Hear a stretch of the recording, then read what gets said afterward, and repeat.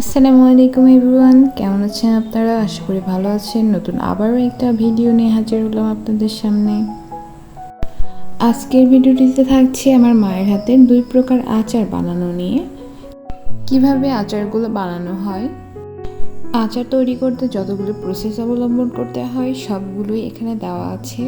অবশ্যই ভিডিওটি না টেনে শেষ পর্যন্ত দেখবেন। যদিও ভিডিওটি অনেক দিন আগে থেকে আপনাদের সাথে শেয়ার করব ভাবছিলাম, কিন্তু করে উঠতে পারিনি, তাই ভাবলাম যে এখন একটু দেওয়া যাক। প্রথমেই দেখতে পারলেন আমগুলো কাটারে ঝুড়ি ঝুড়ি করে নেওয়া হলো। এরপরে মশলা মাখায় রোদে দিয়েছি। মশলাগুলোর উপকরণ ছিল হলুদ, হালকা লবণ, সরিষার তেল আর সামান্য গুঁড়ামরিচ। এরপর রোদে রেখে দিতে হবে যতক্ষণ না উপরের প্রলেপটা শুকায় যাচ্ছে। আর চারিপাশের যেসব ভিউগুলো দেখতে পাচ্ছেন, এটা আমাদের বাসার চারিপাশ একটা লিচু গাছ, যেটা একদম ছোট ছিল। ছোটবেলায় আমি মাপ দিতাম, আর এখন দেখুন কত বড় হয়ে গেছে। আর এটা আমাদের মাটির দোতলা বাড়ি, যেটা আপনাদের দেখালাম। এরপর আরও একটা যে আচার বানানো হবে, সেটাতে আম শুধু এরকম করে মোটা মোটা করে কেটে নিলেই হবে। এরপর পানি চুলায় দিয়ে দিতে হবে, যেখানে হলুদ আর লবণ দিয়ে সিদ্ধ করা হবে শুধু। এরপর আমটা সিদ্ধ হওয়া পর্যন্ত অপেক্ষা করতে হবে। আমটা সিদ্ধ হয়ে গেলে ঝুড়িতে আমটা ঢেলে দিয়ে পানিটা ঝরাই নিতে হবে। পানি ঝরানো হয়ে গেলে আমটা আবারও পুনরায় কড়াইয়ে দিয়ে এরকম নাড়াচাড়া করে নিতে হবে। এখানে দেখতেই পাচ্ছেন মাটির চুলায় কাঠখড় দিয়ে রান্না করা হচ্ছে। এরপর দেখুন এগুলোর উপরের প্রলেপটা অনেকটাই শুকায় গেছে। এগুলোকে উল্টাই দিতে হবে, যার কারণে নামাতে হবে উপর থেকে। তো আমি এটা নামানোর জন্য আগে ভিডিওটা করে নিয়েছিলাম, এবং উল্টাই দেওয়ার পরে দেখুন এরকম হবে।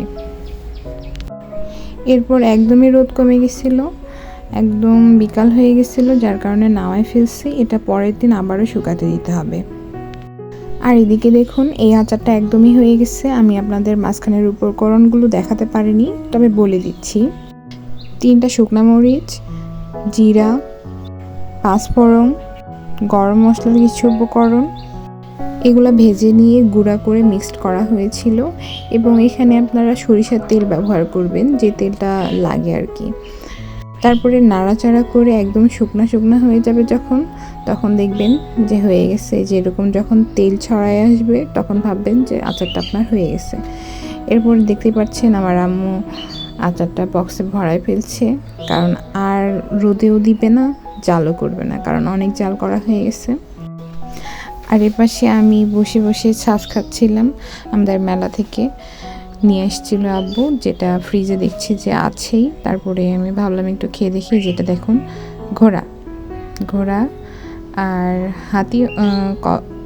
হাতিও ছিল, ওটা কদম বলি আমরা, যেটা দেখালাম আপনি।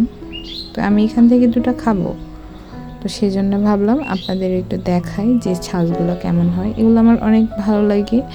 আর ছোটোবেলায় তো এগুলো কেনার জন্য আব্বুর সাথে মেলাতে যেতাম। দেখুন এরপর এখানে দেখতে পাচ্ছেন পরের দিন আমরা আবারও আচারটা রোদে দিয়েছিলাম, এবং শুকানোর পরে এরকম হয়েছিল। আর এটা এখন তেলে ডুবানো হবে। তেলে ডুবানোর পরে এরকম আরও এক্সট্রা কী জানি মশলা আম্মু দিয়েছিল। তো তারপরে তেলে দিয়ে এটা রোদে 2-3 দিন শুকাতে হবে। আচারটা রোদে দিলে আচারটা অনেক সুন্দর একটা কালার আসে এবং খেতে অনেক টেস্ট লাগে। তো আজকে এই পর্যন্তই। সবাই ভালো থাকবেন। আল্লাহ হাফেজ।